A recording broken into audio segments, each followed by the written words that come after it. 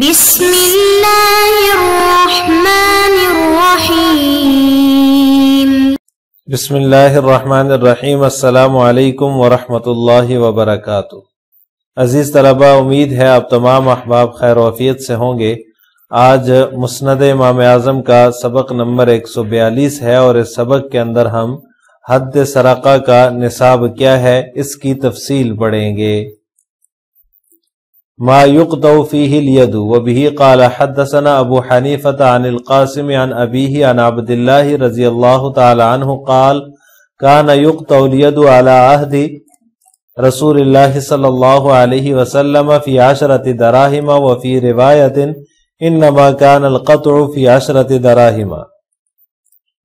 حضرت عبداللہ بن مسعود رضی اللہ تعالی عنہ سے مروی ہے، وہ فرماتے ہیں کہ آپ صلی اللہ علیہ وسلم کے زمانے میں چوری پر ہاتھ جو کاٹا جاتا تھا وہ 10 درہم میں تھا، یعنی 10 درہم میں 10 دراہم کی چوری پر ہاتھ کاٹا جاتا تھا۔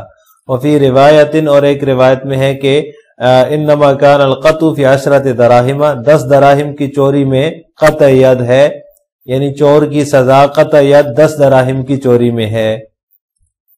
عزیز طلبہ، ہم نے گزشتہ اسباق میں اس بات کی تفصیل پڑھ لی ہے کہ حد وہ سزا ہے جو کتاب اللہ سے، سنت رسول سے ثابت اور متعین ہوتی ہے، تو اس میں سے ایک حد سرقہ بھی ہے، یعنی چوری کی سزا بھی ہے۔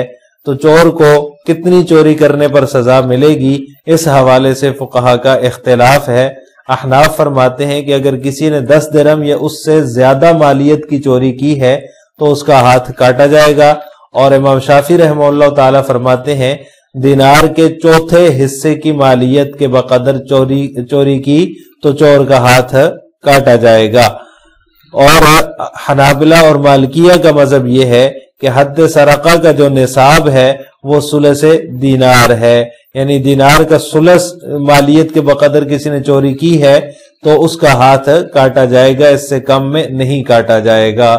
احناف کے ہاں 10 درہم یا اس سے زیادہ جو ہے یہ حد سرقہ کا نصاب ہے، امام شافعی کے ہاں دینار کے چوتھے حصے کے بقدر ہے، اور حنابلہ اور مالکیہ کے ہاں دینار کے ثلث کے بقدر ہے۔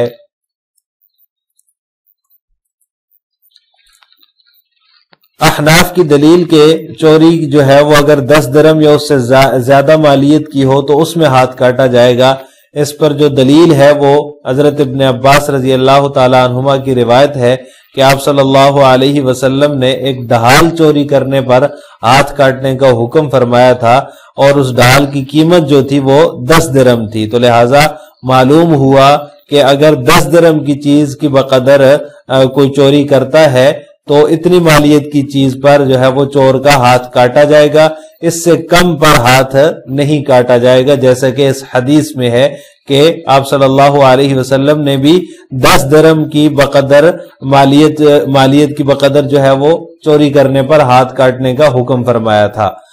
ایک روایت تو یہ دلیل بنتی ہے احناف کی، اور دوسری روایت جو ہے وہ حضرت ابن مسعود رضی اللہ تعالی عنہ کی ہے کہ 1 دینار یا اس سے کم میں قطع ید نہیں ہے۔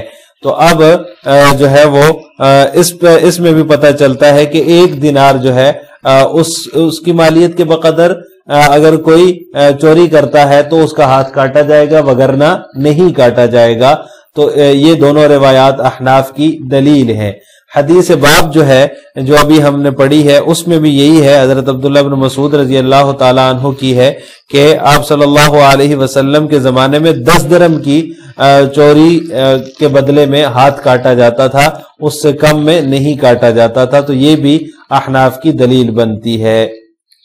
امام شافعی رحمہ اللہ تعالی کی دلیل جو ہے وہ حضرت عائشہ رضی اللہ تعالی عنہا کی روایت ہے، جس میں ہے کہ آپ صلی اللہ علیہ وسلم نے جو ہے وہ ربع دینار کی چوری کے بدلے میں جو ہے وہ ہاتھ آپ صلی اللہ علیہ وسلم نے کاٹنے کا حکم دیا، یا ہاتھ کاٹا کرتے تھے آپ صلی اللہ علیہ وسلم۔ ربع دینار، اس میں ربع دینار کا ذکر ہے، تو لہٰذا دینار کے چوتھے حصے کی بقدر اگر کوئی چوری کرتا ہے، اتنی مالیت کی کوئی چوری کرتا ہے تو اس کا ہاتھ کاٹا جائے گا، وگرنہ نہیں کاٹا جائے گا۔ تو اس کا جواب احناف کی طرف سے یہ دیا جاتا ہے، حضرت عائشہ رضی اللہ تعالی عنہا کی یہ روایت سندن مضطرب ہے اور اس روایت سے استدلال نہیں کیا جا سکتا۔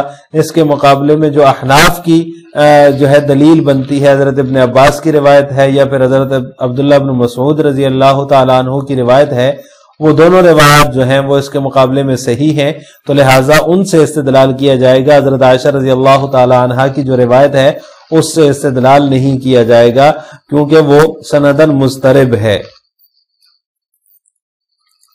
عزیز طلبہ، گزشتہ زمانے میں جو ہے وہ کرنسی کے طور پر دو سکے رائج ہوا کرتے تھے، ایک چاندی کے دراہم ہوتے تھے اور دوسرا سونے کے دینار ہوتے تھے۔ یہ کرنسی کے جو ہے وہ کے طور پر دونوں سکے رائج ہوا کرتے تھے۔ تو جو سونے چاندی کی جو قیمت ہے اس میں فرق تھا، جیسے آج کل سونے چاندی کی قیمت میں فرق ہے، تو اس زمانے میں بھی فرق ہوا کرتا تھا۔ دینار سونے کا ہے اور درم جو ہے وہ چاندی کا ہے۔ ایک دینار کے بدلے میں 10 درم آ جاتے ہیں، تو یعنی کہ 1 اور 10 کا فرق ہوا کرتا تھا۔ اگر کسی آدمی کے پاس 1 دینار ہوتا تھا تو گویا کہ اس کے پاس 10 درم ہوتے تھے۔ 1 دینار کو 10 درم کے برابر جو ہے وہ سمجھا جاتا تھا۔ تو جو ہے وہ یہ دونوں سکے رائج تھے، کرنسی کے طور پر یہ دونوں چیزیں رائج تھی۔ آج تک بھی بعض ممالک میں جو ہے وہ اس کا رواج ہے، لیکن ابھی جو ہے وہ ختم ہو چکا ہے۔ جو کاغذ کی کرنسی ہے اس نے جگہ لے لی ہے اس کی، لیکن کافی عرصے تک بلکہ ابھی قریب کے زمانے تک جو ہے وہ سونا چاندی کرنسی کے طور پر استعمال ہوتا رہا ہے۔ شریعت نے چوری کی سزا قطعیت جو مقرر کی ہے، وہ سزا کب جاری ہوگی، یعنی کم از کم مقدار اس کی کیا ہے جس پر سزا جاری ہو سکے، جس پر ہم قطعیت کا حکم لگا سکیں، سارے کو ہونے کا حکم جس پر لگایا جا سکے۔ تو اس حوالے سے فقہاء کرام کی الگ الگ رائے ہیں۔ امام ابو حنیفہ رحمہ اللہ تعالیٰ کی رائے یہ ہے کہ 10 درم کے بقدر جو ہے وہ اگر چوری ہوگی تو اس پر ہاتھ کاٹا جائے گا، اور امام شافعی رحمہ اللہ تعالیٰ کی جو رائے ہے وہ یہ ہے کہ اگر چوری ربع دینار کے چوتھے حصے کے بقدر ہوگی تو قطعیت کی سزا جاری کی جائے گی۔ وہ اس صورت میں قطعیت کی سزا جاری کرتے ہیں۔ احناف جو ہے وہ پورے 1 دینار کے بقدر چوری پر قطعیت کی سزا جاری کرتے ہیں۔ لہٰذا یہ فقہاء کرام کا اختلاف ہے۔ جو 10 درم والی بات ہے، احناف کا جو مذہب ہے اس میں جو ہے وہ زیادہ احتیاط ہے اور سہولت ہے۔ لہذا چور کی جو سزا ہے وہ اس صورت میں اس پر جاری کی جائے گی، جو حد ہے وہ اس صورت میں جاری کی جائے گی جب وہ 10 دراہم کے بقدر چوری کرے یا 10 دراہم سے زیادہ مالیت کی چیز چوری کرے، تو اس صورت میں اس کا ہاتھ کاٹا جائے گا۔ لہذا آج کے سبق کا خلاصہ یہ ہوا کہ ہم نے کتاب الحدود کے تحت حد سرقہ کے نصاب کے بارے میں تفصیل پڑھی ہے۔